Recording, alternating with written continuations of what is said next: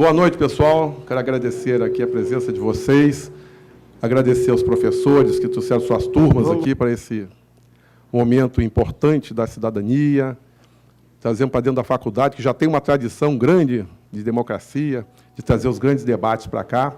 Esse projeto da TV Faixa, abraçado pelo professor Paulo Alonso e pela própria Faculdade Faixa, trazemos todos os candidatos, convidados todos os candidatos. Nós temos 7 candidatos confirmados. Eu faço questão de dizer isso para que aqueles que acham que faltou alguém, se faltar, é porque não quis vir. Então, até hoje, 7 foram convidados, 7 concordaram em vir, e faltam Bolsonaro, Pedro Paulo e Crivella. E eu não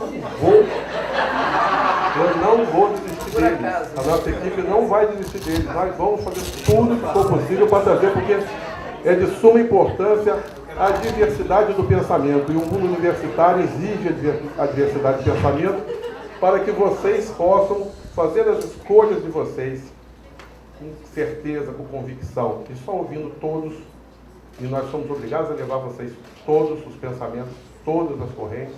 A democracia é isso, para vocês fazerem a escolha de vocês. A universidade, para trazer a vocês o espírito crítico, o pensamento profundo, com todas as possibilidades que ele nos dá e nos traz. Ok? Candidata Jandira Fegali, PCdoB, faz chapa com Edson Santos, do PT, candidata a vice. Eu vou passar a palavra para ela. Combinei de fazer assim. Ela terá o tempo que ela quiser para uma exposição livre. E a hora que ela quiser abrir para as perguntas, é só me indicar, vocês levantam a mão e nós vamos fazendo as perguntas até ela cansar.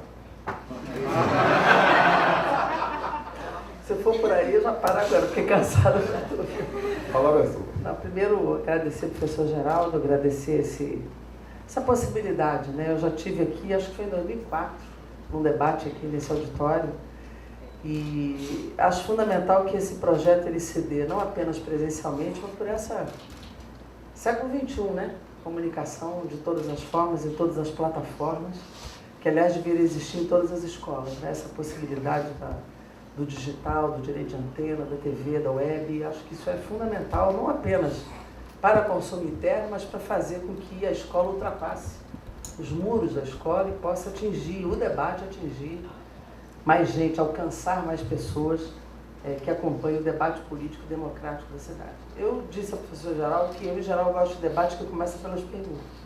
Porque eu corro o risco de falar um monte de coisa que não interessa e na hora das perguntas é que eu vou entender o que vocês querem saber. Então eu vou fazer uma abertura mais breve e abrir, porque eu acho que é importante a troca. A troca é fundamental. Eu penso todo dia como num momento político como esse, a gente conseguir trazer as pessoas para a participação política e como elas entenderem a política não como algo criminoso, não como algo negativo, mas como algo que pode fazer a diferença e que ela, na verdade, define a vida das pessoas. Não há saídas individuais. As saídas sempre são coletivas, são compartilhadas e são definidas no plano da política. E, obviamente, formado por um conjunto de valores que se chama ideologia. Ideologia não pode ser uma palavra maldita, né, professor? Ideologia é um conjunto de valores, de visão de mundo, e que define a nossa participação política e como a gente se comporta, né? Aliás, esse auditório aqui é o confronto com a ideia da escola sem partido. A escola sem partido é uma escola fascista, né, que impede o debate, os valores, a pluralidade, a diversidade. E acho que é isso que vocês fazem aqui hoje. Vocês provam que a escola que discute valores, que discute o pensamento, é a melhor escola. Eu preciso começar essa conversa aqui dizendo a vocês que nós estamos vindo de alguns dias muito difíceis, muito difíceis. A democracia brasileira foi profundamente violada, né? Há os que discordam disso, não tem problema, podem discordar à vontade, mas nós vivenciamos um golpe de Estado. Essa eleição municipal ela vai transcorrer dentro e sob o comando de um golpe de Estado. Golpe de Estado que não marcha, que não tem baioneta, mas tramita no Congresso Nacional e é um golpe parlamentar, midiático, judicial e policial também. E nós vivenciamos isso durante esses últimos meses, particularmente de maio para cá, com o afastamento inicial da presidenta eleita. E nessa quarta-feira esse golpe se consuma com Dilma afastada, quer dizer, uma pessoa arrancada de um cargo do maior comando do país, por um grupo absolutamente desqualificado, né? Para montar um governo elitista, branco, masculino, que odeia negro, que odeia mulher, que odeia a diversidade, e que promete a todos nós a retirada de direitos, que promete a todos nós a venda desse país, que promete a todos nós reformas que vão fazer com que haja um profundo retrocesso no campo dos direitos civis, dos direitos humanos, dos direitos trabalhistas, dos direitos previdenciários. Ou seja, nós estamos com a possibilidade de um retrocesso civilizacional. Civilizacional. E eu tenho dito que essa eleição municipal não é apenas uma disputa pragmática do voto. Ela, na verdade, é uma disputa de perspectiva. É uma disputa de futuro, uma disputa da vida. A gente não pode se limitar nesse momento a pensar o voto como algo que cai na urna e pronto, está resolvido. Não. Acho que é o momento da gente usar esse um mês, porque é uma campanha curtíssima, numa reforma eleitoral feita com maioria comandada por Eduardo Cunha e que gerou uma série de limitações. Uma delas foi o tempo do debate, o tempo da campanha, que ficou em 45 dias, com 35 dias de comunicação, em que o início dela já é o final. A gente já começa a campanha na reta final e isso vai limitar, inclusive, a possibilidade dos debates. Eu estou com 70 debates para fazer e não tem como, em 29 dias, fazer 70 debates. E certamente o debate que eu não for, alguém vai dizer, faltou, tá vendo? Não quis vir. Mas isso não é porque não dá tempo mesmo, né? Então, nós estamos diante da possibilidade de um retrocesso civilizacional que nós conseguimos construir ao longo de um processo demorado e que pode simplesmente ruir em pouco tempo.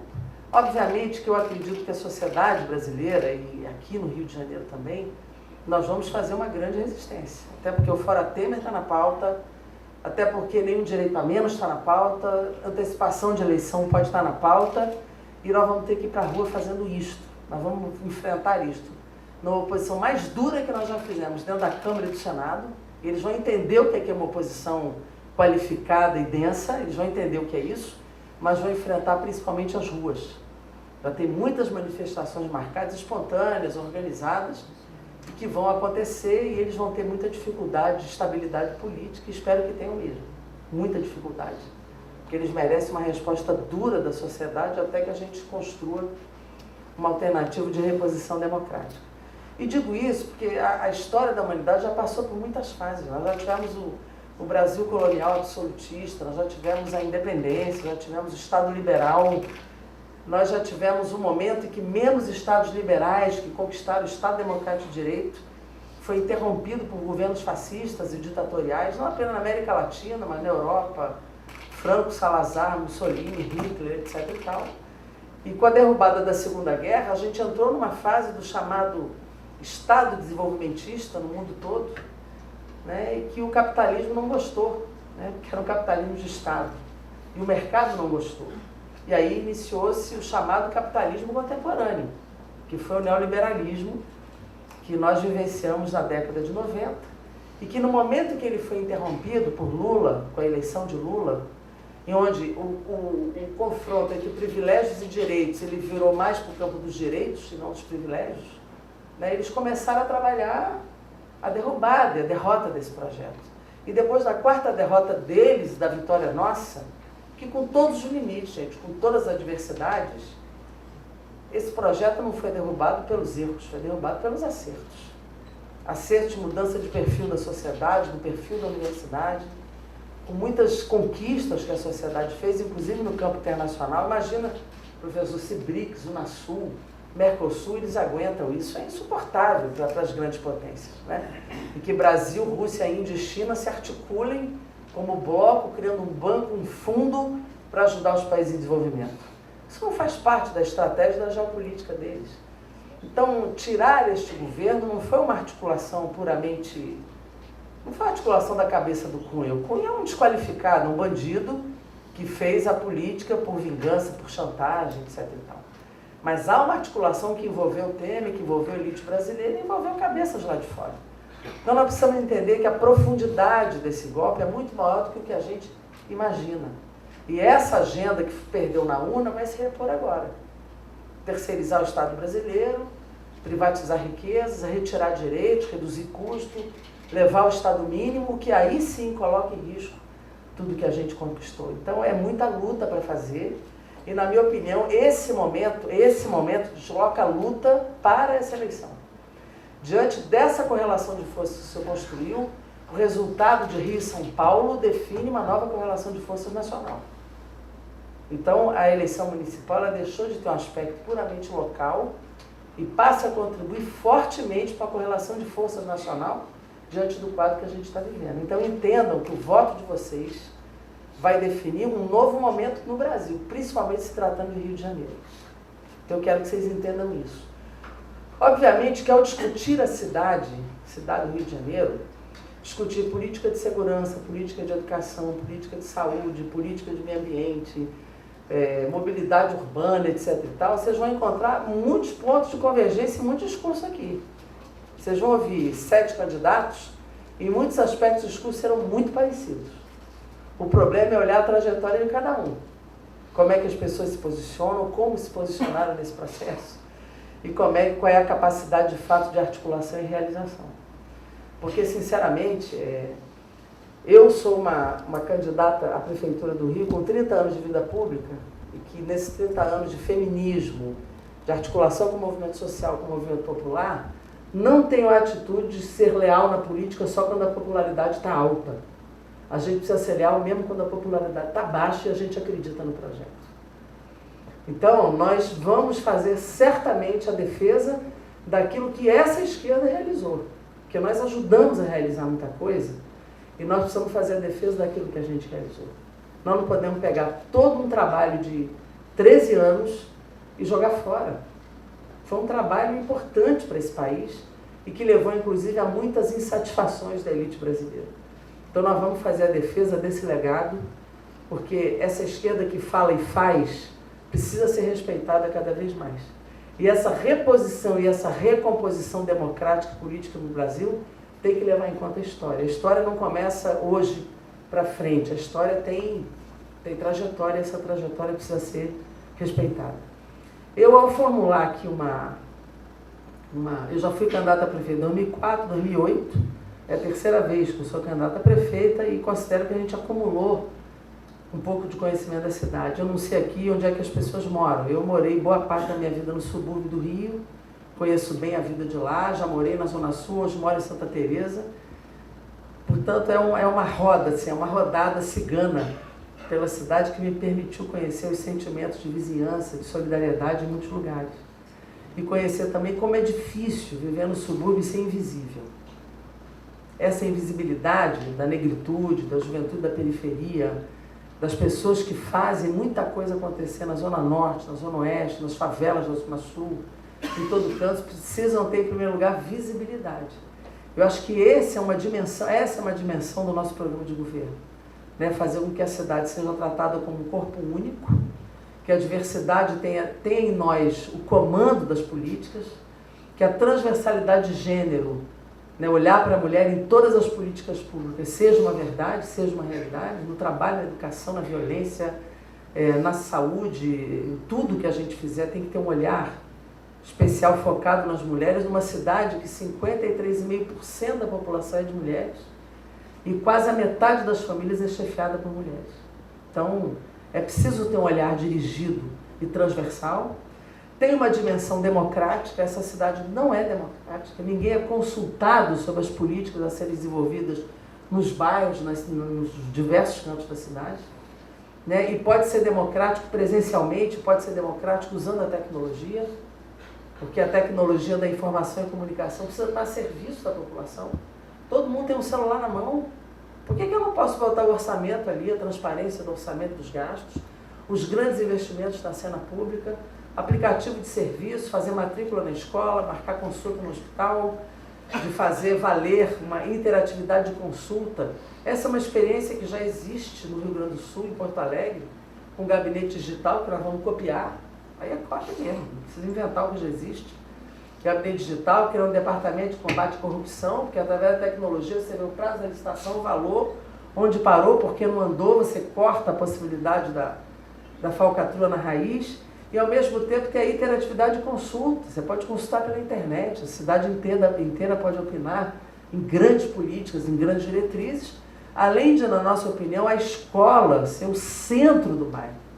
A escola aberta à comunidade, a escola com conselho de bairro, a escola que conversa com a associação comercial, com a associação de moradores, com a associação de pais, com os professores, com os trabalhadores, para que a gente possa fazer a consulta. Por que não? Nesse bairro aqui, eu tenho essa visão. É a prioridade de vocês?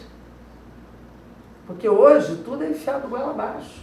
A começar por algo que se chama mobilidade urbana, em nome do BRT, cancelaram uma série de itinerários. Então, bairros vizinhos, que antes você ia com um ônibus, você vai com 3 agora, ou com 2, e anda a pé muito mais tempo. Quem é que consultou o bairro para perguntar isso? De Campo Grande para Bangu, hoje as pessoas pegam 3 ônibus.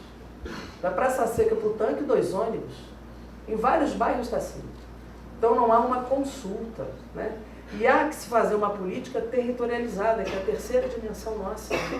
A necessidade de Rocha Miranda não é a mesma da Tijuca, como não é a mesma de Irajá, e não é a mesma de Bangu, e nem de Copacabana. Eu não vou botar indústria em Copacabana, mas eu posso criar emprego industrial em outras áreas do Rio. Da mesma forma que eu preciso ter mais demanda de saúde num lugar do que no outro. Eu preciso ter creche de horário noturno. As mulheres que trabalham no comércio, que voltam 19, 20 horas, pegam o filho como? Precisa ter creche estendida para o horário noturno. Precisa ter posto de saúde de terceiro turno. Porque a comunidade não precisa ir para o hospital Miguel Couto, ao invés de ter um posto dentro da Rocinha. Porque o trabalhador que chega tem que ter um posto aberto. Então, a territorialização da política é uma terceira dimensão. A gente precisa territorializar as políticas públicas integradas de acordo com a demanda de cada lugar.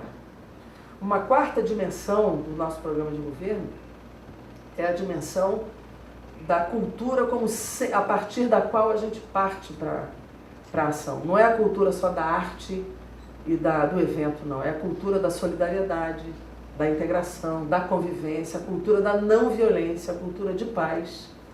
Porque a segurança pública é um problema da prefeita, sim. É um problema da prefeitura, sim. As pessoas vivem aqui. Se eu compreender que política de segurança e de paz não é só a polícia, a posição repressiva, eu vou entender o papel da prefeitura. Ao invés de mandar a bala da polícia, manda um teatro, manda um cinema, manda uma escola de tempo integral, manda uma oportunidade de trabalho, manda uma produtora para a turma ali da comunidade fazer a produtora fonográfica deles ou de vídeo. Tem muito cineasta, documentarista premiado nas favelas do Rio, mas são absolutamente invisíveis, porque não há fomento, não há apoio, não há olhar da prefeitura para esse tipo de potencialidade criativa e de potencialização política. Então, nós precisamos pensar na cultura de paz, na cultura da não violência. E isso é um aspecto que nós precisamos utilizar, inclusive para as mulheres. Eu fui a relatora da Lei Maria da Penha. O texto que está em vigor, com muito orgulho, foi assinado por mim. Então, é impossível uma gestão da Jandira prefeita que não cuide do enfrentamento da cultura do estupro, da cultura da violência contra as mulheres. Aliás, tem uma outra cópia para fazer, professor. O Haddad, lá em São Paulo, fez na mobilidade urbana à noite, assim, depois das 10 da noite, o ônibus para onde a mulher precisa. Isso é simples de fiscalizar? Não. Mas é possível de fazer. Isso não gasta um tostão. É uma decisão política de proteção a uma chamada presa fácil noturna, que são as mulheres. Então, há que se olhar para as mulheres e olhar para as políticas de outra forma, que não seja uma política puramente repressiva, policialesca, uma guarda municipal que tem o comando de um coronel da PM, que bate em camelô, que tira a mercadoria das pessoas. Guarda municipal não foi feita para isto. Guarda municipal é mediação de conflito, é polícia preventiva, é na porta da escola, em área de conflito, delito de rua. E trabalhador ambulante informal é trabalhador, gente. A prefeitura tem que cadastrar, licenciar e organizar. São todos chefes de família. E na maioria das mulheres são todas chefes de família também. Eu tenho conversado na rua, as mulheres ali são todas chefes de família. Então não é para ser agredida, muito menos para a mercadoria ser levada pela guarda municipal. Então são aspectos assim, de dimensões da política e de um programa de governo que vinca todo o nosso programa de governo, na saúde, na educação, na segurança, na mobilidade urbana, na questão ambiental. Aliás, eu comentei ali agora na TV Faixa, tem uma ironia, né? A Olimpíada, ela jogou para o mundo uma mensagem sobre o meio ambiente. Nenhuma meta ambiental foi cumprida aqui. Nenhuma meta. Nem no Complexo Lagunar, Marapendi, Jacarepaguá, Tijuca, Camorim, nem em Lagoa Rodrigo de Freitas, nem Baía de Guanabara. E também não é cumprido porque a visão da prefeitura é uma visão local. O Rio não precisa mais de síndico, né, gente? Precisa de uma liderança política que consiga articular, inclusive, a região metropolitana. 40% dos trabalhadores do Rio são da região metropolitana. Você jamais vai limpar a Baía de Guanabara se não sanear a Baixada. Tem como limpar? Jamais nós vamos resolver as questões ambientais sem pensar o fluxo metropolitano, que é na saúde, que é no meio ambiente, que é na mobilidade urbana, que é no trabalho, que é na segurança.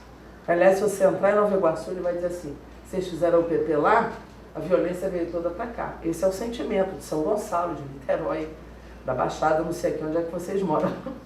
Quem não mora no Rio aqui, da cidade? São Gonçalo, é Niterói, onde é que é? Niterói. Tudo Niterói?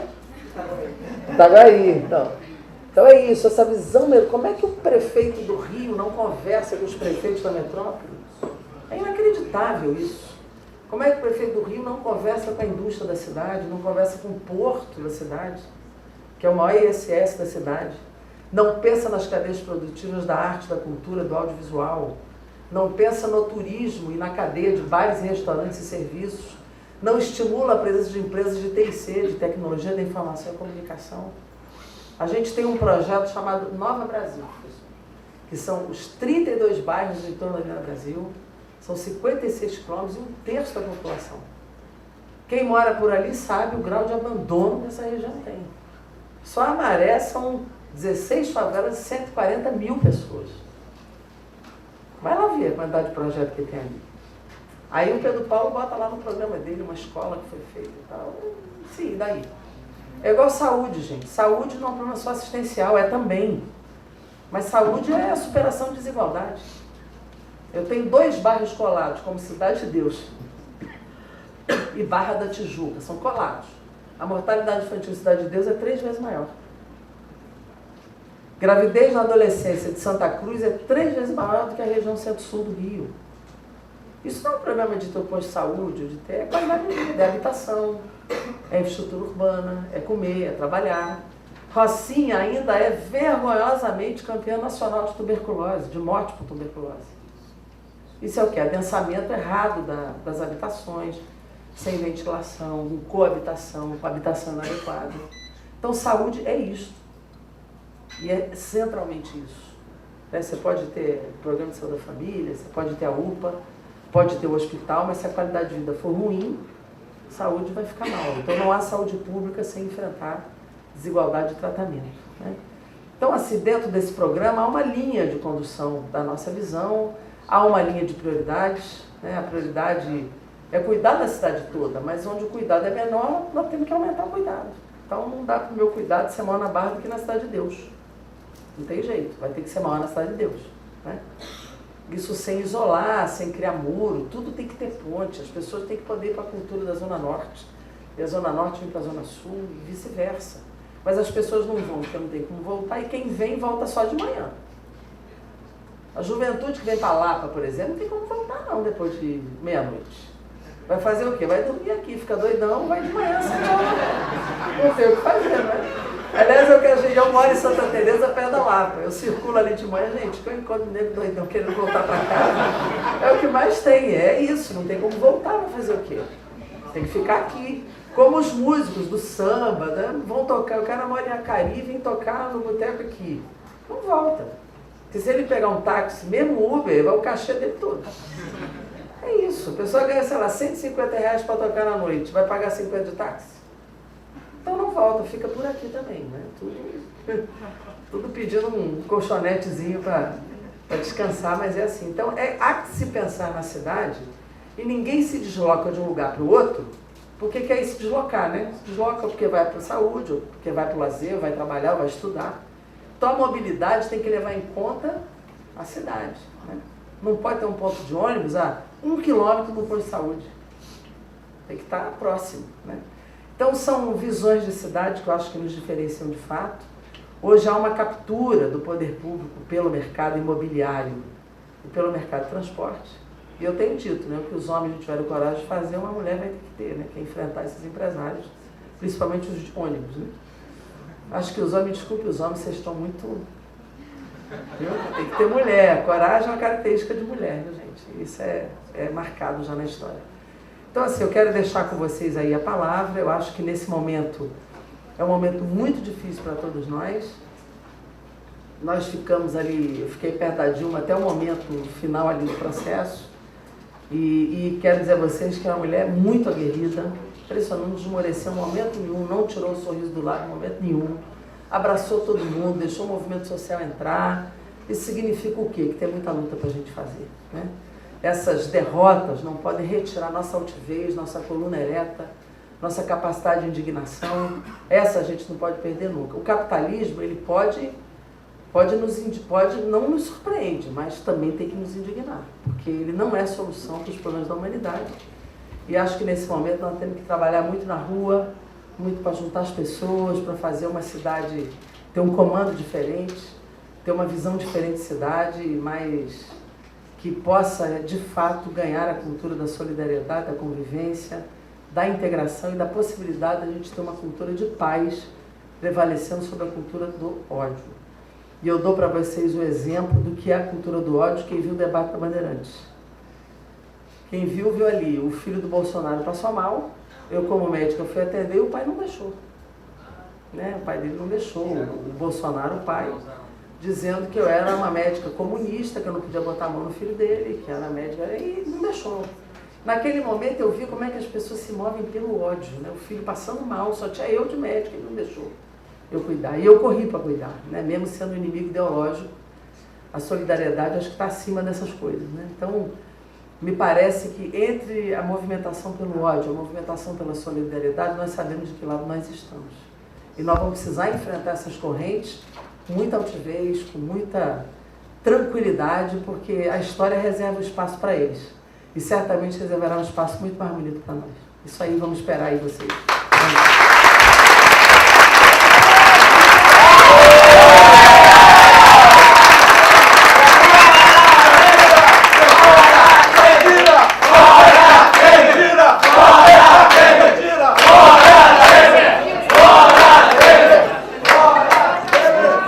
Obrigado. E, aliás, Fora Temer já virou grife, né? Nós vamos cantar isso.